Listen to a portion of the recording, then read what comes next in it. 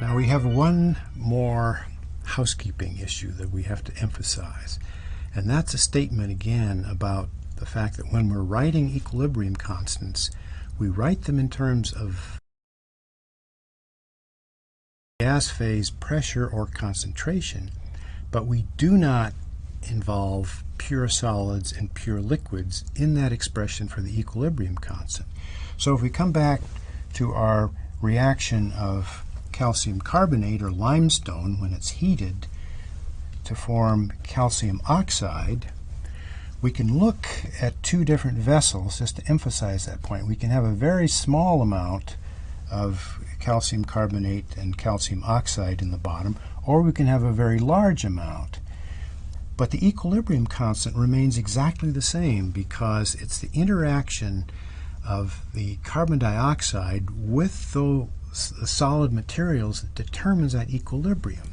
So in the case of this reaction, we write that the equilibrium constant in terms of concentrations is equal to the concentration of CO2 in the gas phase, and we disregard the concentration of both the calcium carbonate and the calcium oxide.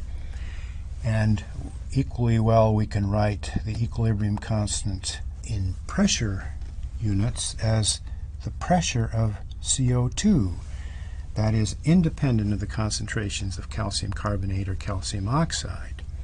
And so, again, we have the relationship between the equilibrium constant at constant pressure, which is equal to the equilibrium constant expressed in concentration units times RT to the delta N, and delta N is equal to 1 in this case, so we have the equilibrium constant in concentration units times RT.